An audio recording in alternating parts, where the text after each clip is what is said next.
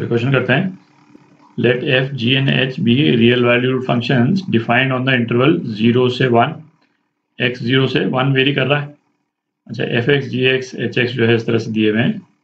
अच्छा, फिर क्या बोला है, a b and c denote respectively the absolute maximum. F g और एच का जो मैक्सिमम वैल्यूज हैं वो ए बी और सी हैं, तो उनके बीच में रिलेशन पूछा है, तो बेसिकली ए बी और सी निकालना है अपने को। ठीक है। अच्छा, इन फंक्शंस में देखें ये एक्स स्क्वायर जो है बार बार आ रहा है, तो एक्स स्क्वायर को अपन अल्फा लिख लेते हैं, है ना, उससे कोई फर्क तो पड़ता नहीं। फर्क इसलिए भी नहीं पड़ता है क्योंकि x जो है वो 0 से 1 के बीच में वेरी कर रहा है, तो इसका मतलब अल्फा भी 0 से 1 के बीच में ही वेरी कर जाएगा। ठीक, तो ये करने से क्या हमारे फंक्शन जो है थोड़े सिंप्लीफाई हो जाते हैं। तो एफ एक्स जो है वो क्या हो जाएगा, e to the power alpha plus e to the power minus alpha. ठीक है, जी एक्स क्या हो गया, under root alpha e to the power alpha plus e to the power minus alpha, और एच एक्स क्या हो गया, alpha e to the power alpha plus e to the power minus alpha. ठीक।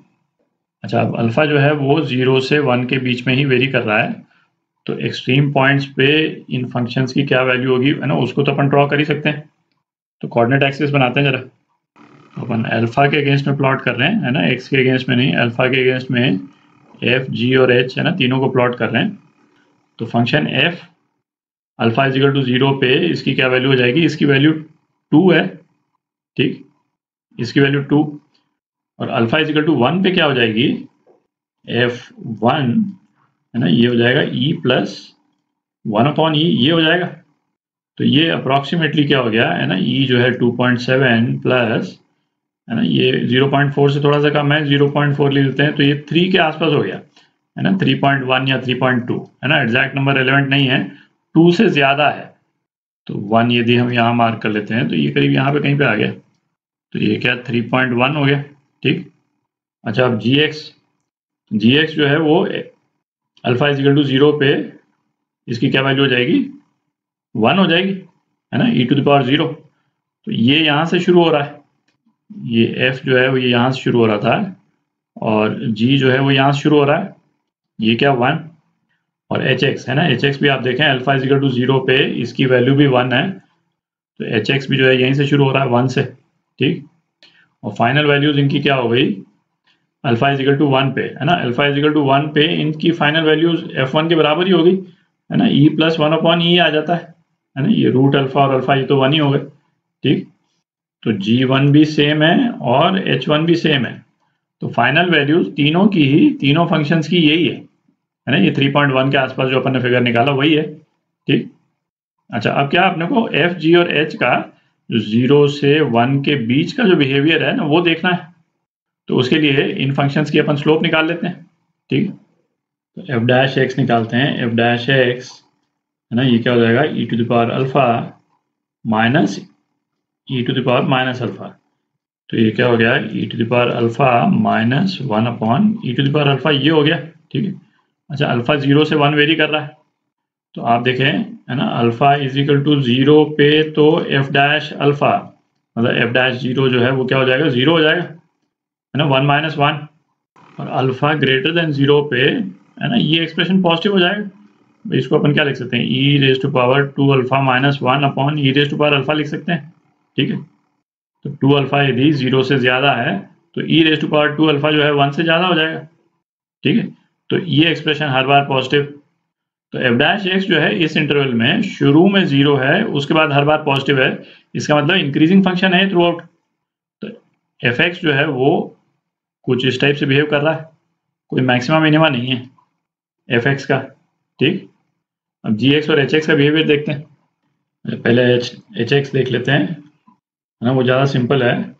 तो H dash x नहीं actually, है ना, with respect to alpha कर रहे हैं, तो अल्फा लिख लेते हैं इसको। तो ये क्या हो गया, e to the power alpha plus alpha into the e to the power alpha minus e to the power minus alpha. ठीक, तो ये क्या हो गया, e to the power alpha 1 plus alpha minus e to the power minus alpha, इसको अपन क्या लिख सकते हैं, e to the power 1/e to the power alpha लिख सकते हैं। ठीक है, तो आप देख ही सकते हैं भाई ये वाला जो फंक्शन है वो क्या है, कॉन्टिन्यूसली डिक्रीजिंग फंक्शन है, ठीक है। और ये वाला जो फंक्शन है, हम इस इंटरवल की बात कर रहे हैं 0 से 1 के बीच में, ये कॉन्टिन्यूसली इंक्रीजिंग फंक्शन है, ठीक है। और अल्फा इज इक्वल टू 0 पे इसकी वैल्यू भी 1 है, इसकी वैल्यू भी 1 है, तो एच डैश 0 ये क्या हो जाएगा, 0 हो जाएगा। और उसके बाद में कॉन्टिन्यूसली पॉजिटिव रहेगा, क्योंकि ये फर्स्ट पार्ट इसकी वैल्यू तो बढ़ती जाएगी और ये सेकंड पार्ट इसकी वैल्यू घटती जाएगी थ्रू आउट। तो एच अल्फा है ना, एच एक्स एच अल्फा दोनों एक ही चीज़ है, उसकी वैल्यू भी कॉन्टिन्यूसली इस पीरियड में इंक्रीज ही कर रही। तो ये एच अल्फा जो है ना, वो इस तरह से वेरी करेगा। एफ जो है वो इस तरह से वेरी कर रहा था ऊपर वाला, है ना, इसमें भी कोई बीच में मैक्सिमम मिनिमा नहीं आ रहा है। अब जी एक्स देख लेते हैं। जी डैश अल्फा है ना, ये क्या हो जाएगा, 1/2 under root alpha e to the power alpha plus under root alpha e to the power alpha minus 1 e to the power alpha, है ना, ये हो जाएगा, ठीक। इसमें तो और भी क्लियर है एक तरह से भाई, ये जो एक्सप्रेशन है ना, ये तो पॉजिटिव ही है ना, 0 या पॉजिटिव 0 से 1 के बीच में, ठीक है। ये अपन डिस्कस कर ही चुके हैं, डिक्रीजिंग फंक्शन है और ये कहाँ से कहाँ वेरी कर रहा है, 1 से 1/e तक वेरी कर रहा है, ठीक है। और ये वाला जो एक्सप्रेशन है भाई, ये वाला एक्सप्रेशन तो अल्फा इज इक्वल टू 0 पे ये तो इन्फिनिटी से आ रहा है, ठीक है, इन्फिनिटी। और ये और अल्फा इज इक्वल टू 1 पे इसकी वैल्यू क्या हो जाएगी, है ना, 1/2 हो जाती। अच्छा, ये वाला एक्सप्रेशन कहाँ से कहाँ वेरी कर रहा है ये भी लिख ही लेते हैं अपन। ये जा रहा है आपका 0 से ई तक जा रहा है, ठीक है।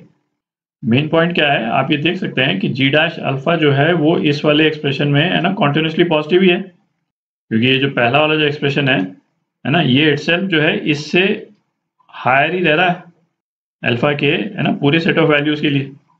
और ये एक्सप्रेशन ये हर बार पॉजिटिव रह रहा है ना, तो ये और ऐड कर रहा है इसके स्लोप पे। तो जी अल्फा जो है वो कुछ इस तरह से जा रहा है ना, इसकी स्लोप जो है वो धीरे धीरे घट रही है ना, शुरू में ज़्यादा है और धीरे धीरे घट रही, बट इसमें भी कोई मैक्सिमम मिनिमा नहीं आ रहा है, स्लोप जो है कभी भी 0 नहीं हो रही। अच्छा, तो ये जो बीच वाला ग्राफ अपन ने बनाया ये क्या है, ये जी अल्फा है। तो मेन पॉइंट क्या है कि तीनों ही ग्राफ जो हैं कि तीनों ही फंक्शन जो है वो कॉन्टिन्यूसली इंक्रीज कर रहे हैं, शेप चाहे जो हो कॉन्टिन्यूसली इंक्रीज कर रहे हैं इस पूरे पीरियड में। तो इनकी मैक्सिमम वैल्यू कब आ रही है, अल्फा इज इक्वल टू 1 पे, है ना, या x इज इक्वल टू 1 पे, है ना, एक ही बात है। और x इज इक्वल टू 1 पे हम देख ही चुके हैं कि तीनों की वैल्यू एग्जैक्टली सेम है। ये अपन ने 3.1 का जो फिगर निकाला था, तो तीनों फंक्शंस की जो एब्सोल्यूट मैक्सिमम है ना, a b और c सेम है, तो अपना आंसर जो है वो क्या हो गया, a is equal to b is equal to c, है ना, डी पार्ट ये आपका आंसर।